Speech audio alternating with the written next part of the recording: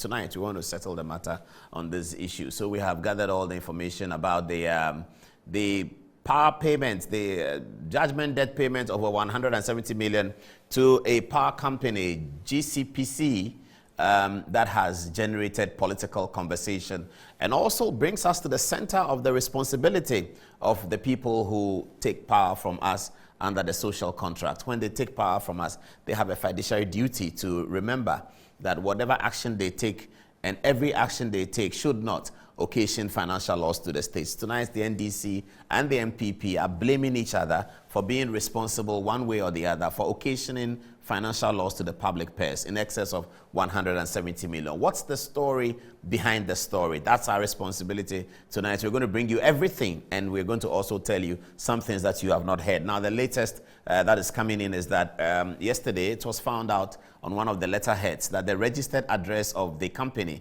that has benefited from the judgment debt situation is a registered address of one of the lawyers in government, the former Deputy Attorney General Adom-Otchere. We have spoken to him about it, and he has given us his response. We will show you the details of his address, being the registered address used by the company for the purposes of registering their business, and the response that Dr. Adom-Otchere has given to us tonight, so that you can make your own conclusions. That's the twist that we are adding, apart from showing you from the 2015 chronology of everything that happened, and then you can make your own deductions. We'll give you a summary of how we came to 2014 when the NDC government decided that they needed excess power. We'll give you all of that tonight, so get ready for it. Take your paper and pen and make notes, and if we have time, we can open the phone lines for you to participate in the conversation, because this is a conversation about Ghana. It's a conversation about our money.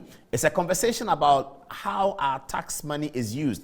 So 170 million, over 170 million is going to do something, as we put in the flyer. It's going to some Abrofo and a few of our people. What could 170 million do? The other day, the doctors came here and they were talking about something that cost, what, 1 million cedis or something like that. Kolebu needed 7, they didn't have it.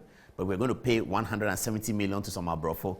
That's the story of our country. That's the story of our society. And that's why we say that it is about the people, and we always give tribute to Reku Brobe when we talk about people, because in 2000, when Charles Brobe ran for elections, his mantra was growing people for Ghana's development. We have to have the right people in the right places. We have to have the people with the expert knowledge, expertise and experience, the fidelity and the integrity to be able to protect our public purse. Why have we come in 2021, coming from COVID crisis, in terms of the stretch that COVID had on our national purse, and we are arriving just after COVID to be told by a UK court to pay 170 million to some Abrofo people?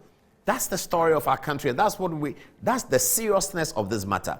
It may be NDC or MPP, it may not be NDC or MPP, but it's a story about us as a people. How do we select the people who represent us? By what mechanism do we select the people who represent us?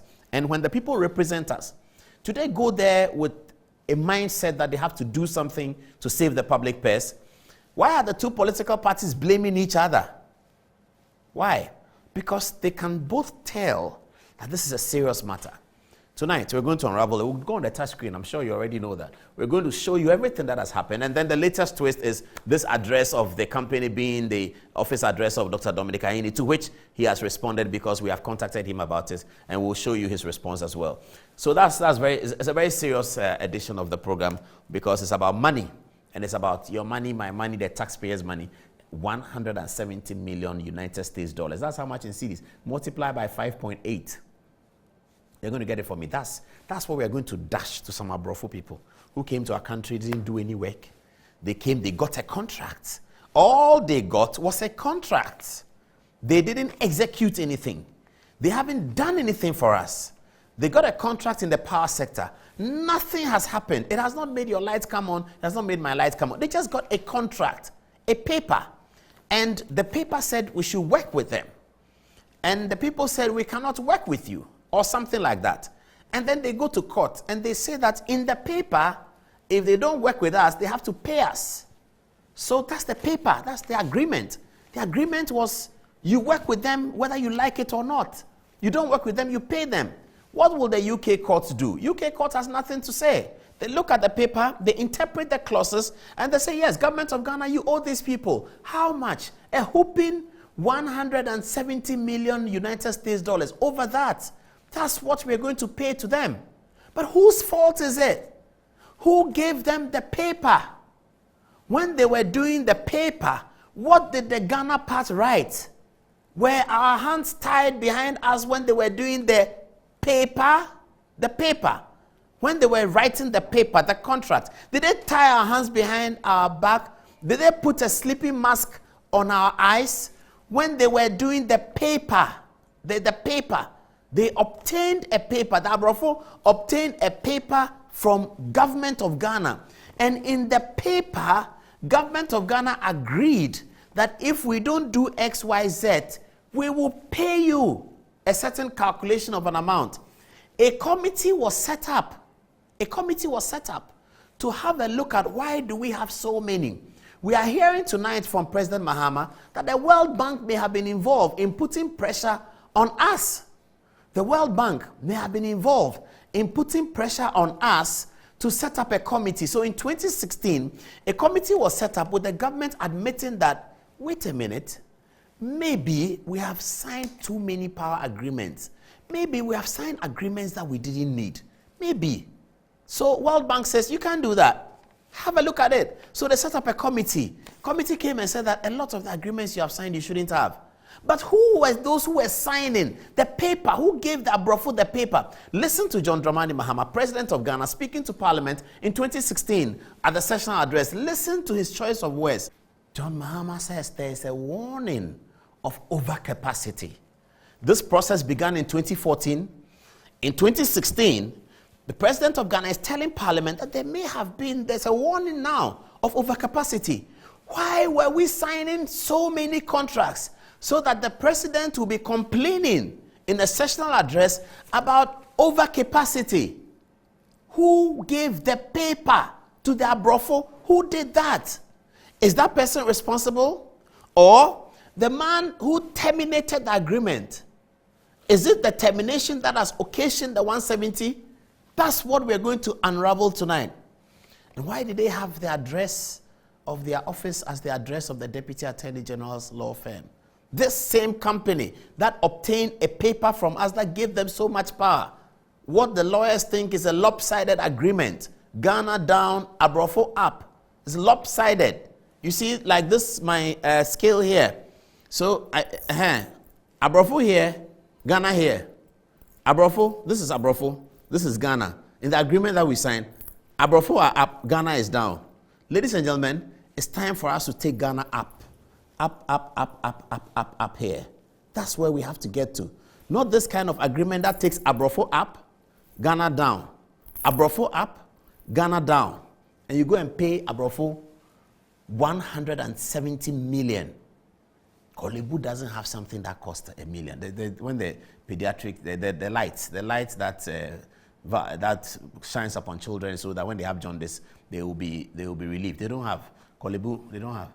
Then you go and give Obroni a paper that allows him to bring his shoulders up and go to arbitration and go and say that you owe me. Arbitration clause, check clause 25, they have to pay me. Arbitrator said you have to pay them. Why do we do that? Why? Dereliction of duty. This is worse than dereliction of duty. Listen to John Mahama again. He's complaining to Parliament that we have done overcapacity. We now have to have the World Bank every day. World Bank, IMF. We can't solve our own problem. When we're winning independence, was World Bank and IMF standing there? But every day, World Bank, IMF. The World, is it not human beings who work at the World Bank? Is it not thinking they are thinking? What is it about World Bank? We can't think and solve our own problem. We can't take a decision that, look, we have overcapacity. Cancel this and cancel that. What do you need World Bank every day? Ghana, World Bank, African countries every day, World Bank, IMF. The World Bank is human beings who work there. They are like you, they are like me. We just have to think. When we refuse to think, that's when it will look like World Bank is some golden enterprise. It's human beings who work there. They just think and they make rational decisions. That's what World Bank is about. Listen to President Mahama again. 2016 State of the Nation address. Indeed, the warning signals have started sounding about the danger of overcapacity and excess redundancy in our power generation sector. We have agreed to work with the World Bank to rationalize the addition of new plants and ensure that we achieve optimum utilization of existing plant capacity. We're going to get that in detail. So John Mahama admits here that you do have a problem. He admits that there's excess capacity. I don't know whether he's blaming his government, whether he's blaming himself, because they were in charge from the time they started building up capacity by contracts, up to the time in 2016 that President Mahama is complaining to Parliament that he's going to get the World Bank